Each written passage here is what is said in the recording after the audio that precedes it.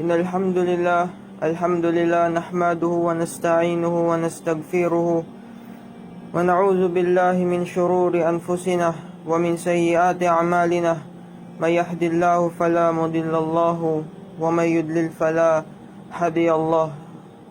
وأشهد أن لا إله إلا الله وحده لا شريك له وأشهد أن محمدا عبده ورسوله. قال تعالى: يا أيها الذين آمنوا اتقوا الله حق تقاته ولا تموتن إلا وأنتم مسلمون. Amma abad. Ang lahat ng pagpupuri at pasalamat ay tanging sa Allah lamang. Hinahangad natin ang kanyang tulong at ang kanyang kapatawaran. Hinahangad natin ang kanyang kalinga laban sa mga kasamaan ng ating mga sarili at laban sa mga masama nating mga gawa. Sino man ang ginabayan ng Allah, walang sino man ang makapagligaw sa Kanya. At kung sino man ang iligaw ng Allah, walang kahit sino ang makapaggabay sa Kanya. Ako'y sumasaksi na walang ibang Diyos maliban sa Allah na nag-iisa, na wala siyang katambal. At ako'y sumasaksi na si Muhammad, sumakanya nawa ang habag ng Allah at kapayapaan ay kanyang alipin at ang kanyang huling sugo. Sinabi na Allah, batay sa pagkakasalin o kayong mga naniniwala sa Kanya, katakutan ninyo siya ng tunay na pagkatakot at huwag ninyong hayaan na mamatay kayo na kayo ay hindi mga Muslim.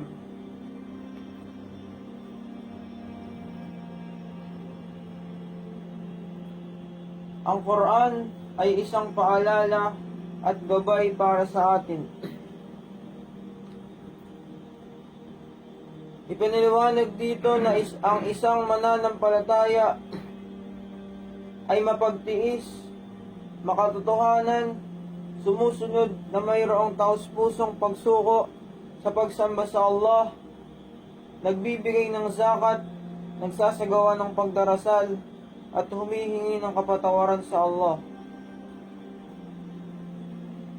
Inutusan tayo ng Allah na huwag natin kunin bilang awliya o tagapangalaga o tagapagtanggol ang mga walang pananampalataya. At ang isang mananampalataya ay magkakamit ng ganap na gantimpala batay sa kanyang mga nagawa. Sinabi na Allah na hindi tayo makakagawa ng mga gawaing matutuwid sa kahit anong paraan maliban na ating gamitin ang mga minamahal natin para sa landas na Allah. Kaya sino man ang kumapit ng mahigpit sa kanyang pananampalataya para sa Allah, siya ay tunay na nagabayan sa tamang landas. Kung tayo ay mananatili na taimtim, walang kahit nakatiting na pinsala ng mga walang pananampalataya ang makakaapekto sa atin. Kaya inutos sa atin na Allah na ibigay natin ang ating buong pagtitiwala sa Kanya. Inutos rin sa atin na Allah na katakutan natin siya upang tayo ay maging mapagpasalamat sa Kanya. Tandaan natin na ang misyon ni Satanas ay iligaw tayo at mawalan tayo ng pagpapasalamat sa Allah. Kaya tayo ay dapat naman magkaroon ng takot sa Allah. Huwag tayo bumalik sa kawalan ng pananampalataya sa Allah kahit na hindi natin nasaksihan o kahit na hindi na natin nasaksihan ang sugo na Allah. Sumakanya nawa ang kapayapaan. Ang Allah ang ating tagapangalaga. Kapag ang tulong na Allah ay binigay niya sa atin, walang kahit na anong makakapinsala sa atin. Ngunit kung hindi niya tayo tinulungan, walang kahit sinong makakatulong sa atin. Ipinagkaloob sa atin na Allah ang isang dakilang biyaya. Ito ay ang kanyang pagkakapadala ng isang sugo na si Propeta Muhammad sallallahu alaihi wasallam, na nagtuturo ng isang dakilang aklat na ito ay naglalaman ng mga dakilang ebidensya na nagdadala sa tao mula sa dilim patungo sa liwanag. Huwag tayong magsawa o tumigil sa pagsunod sa batas ng Allah, sapagkat hindi niya siya mismong nagsabi na hindi niya ipapawalang bahala ang mga biyaya sa sino man na sumunod sa kanyang batas. Inutusan tayo ng Allah, nakatakutan natin siya kung tayo ay tunay na nananampalataya sa kanya, at upang tayo ay magtagumpay, hindi lang sa kabilang buhay, bagkus pati na rin dito sa mundo. At huwag natin hayaan na ang malayang pamamahagi at pagsasaya ng mga walang pananampalataya dito sa mundo ay madaya tayo, sapagkat alam natin na lahat ng iyon ay may hangganan.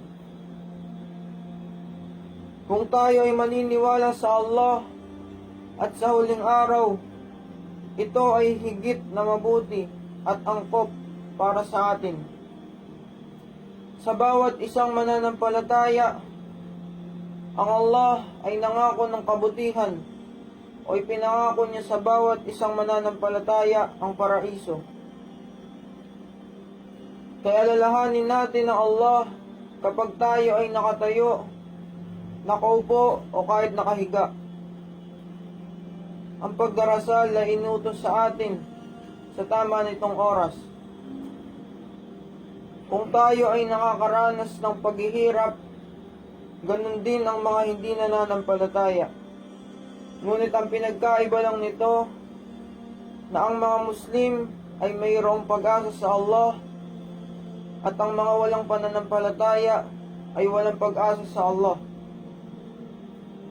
Kaya maghangad tayo ng kapatawaran ng Allah kung tayo ay mananatiling mananampalataya.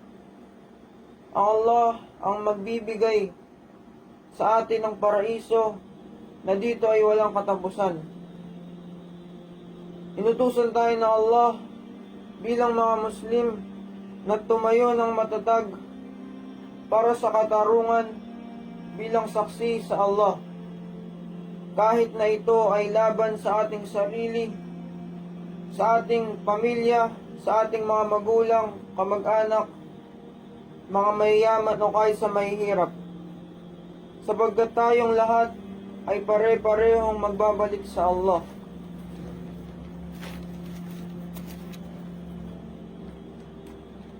Kung marinig natin na ang mga talata na Allah ay tinatanggihan at pinagtatawanan, inutusan tayo ng Allah na huwag tayong maupo kasama sila hanggang sa sila ay mag-usap ng ibang usapan bukod dito. Allah mismo nagsabi na ilalagay niya ang mga mananampalataya sa kanyang habag at awa, at gagabayan sila sa tuwid na landas. Inutusan tayo ng Allah na magtulungan sa paggawa ng mga matutuwid at pagkakaroon ng takot sa Kanya, at hindi sa paggawa ng mga kasalanan at pang-aapi. Lagi nating alalahanin ang biyaya at kasunduan na ibinigay ng Allah para sa atin, na tayo ay maniniwala at sasamba sa Kanya ng walang halong pagtatambal. Sundin natin na Allah at ang Kanyang sugo. Maniwala tayo sa Allah at sundan natin yun ng paggawa ng mga matutuwid na gawain. Katakutan natin na Allah at gumawa tayo ng mga mabubuting gawain na mayroong ihsan o na mayroong mataas na pananampalataya sa Allah, sapagkat ang tunay na dakilang tagumpay ay nasa paraiso. Ang kabilang buhay ay higit na mabuti para sa mga taimtim sa paniniwala at pagsunod sa Allah. Hindi tayo responsable sa mga walang pananampalataya, ngunit inutusan tayo ng Allah na paalalahanan natin sila upang dito ay maaring katakutan nila ang Allah. Iwanan natin sila na ginawa nila ang kanilang relihiyon bilang laro at katatawanan. Ngunit inutusan tayo ng Allah na paalalahanan natin sila ng Quran. Inutusan na rin tayo ng Allah na huwag nating insultuhin ang mga sinasamba ng walang pananampalataya, kaya huwag tayong mapabilang sa mga tao na nag-aalinlangan sa Allah at sa kanyang batas. Kung susundin natin ang karamihan sa mga tao, ililigaw nila tayo. Kaya sundin natin ang mga ipinag-utos na Allah upang tayo ay maging taimtim sa pagsamba sa Kanya. Inutusan tayo na Allah na huwag natin sundin ang ibang landas maliban sa landas niya, sapagkat ilalayo nila tayo sa Allah. Bagkus ay sundin natin ang Quran at magkaroon tayo ng takot sa Allah upang tayo ay makatanggap ng habag mula sa Kanya. Aqulu qawli hadha wa astaghfiruhu li wa lakum.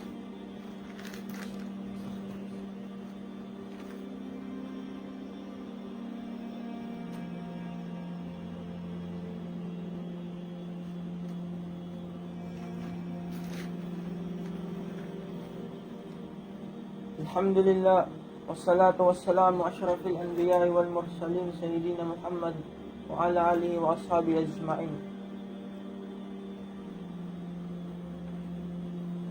Malinaw nating narinig na nabanggit ang ilan sa mga talatang mula sa Quran, sa mga talata na isinalin mula sa Quran. Ang mga yun ay mga paalala para sa atin,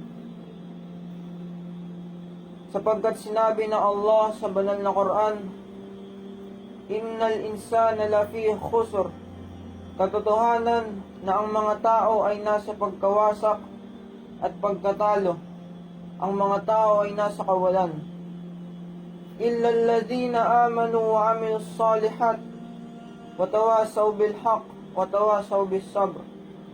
Maliban sa kanila na naniwala at gumawa ng mga mabubuting gawa at nagpayuhan sila sa isa't isa sa pananatili sa katotohanan at pagsunod sa kagustuhan ng Allah at pagkakaroon ng pagtitiis para rito.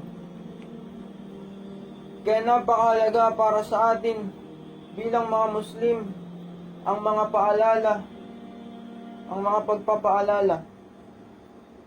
Ayon kay Hasan al-Basri rahimahullah, kung si Satanas ay tumingin sa inyo at nakita na kayo ay patuloy sa pagsunod sa Allah, siya ay magpupumilit na sumama sa inyo o samahan kayo. At kung kayo ay nagpatuloy o nagpapatuloy sa pagpapanatili sa pagsunod sa Allah, siya ay susuko at iiwanan kayo. Ngunit kung hindi at nakikita niya na kayo ay pabago-bago, siya ay magpupursigi para sa inyo na iligaw kayo. Kaya pinapakita dito na manatili tayo sa pagsunod sa Allah. Kaya magkaroon tayo ng pagtitiis sa pagsunod at pagsamba sa Allah.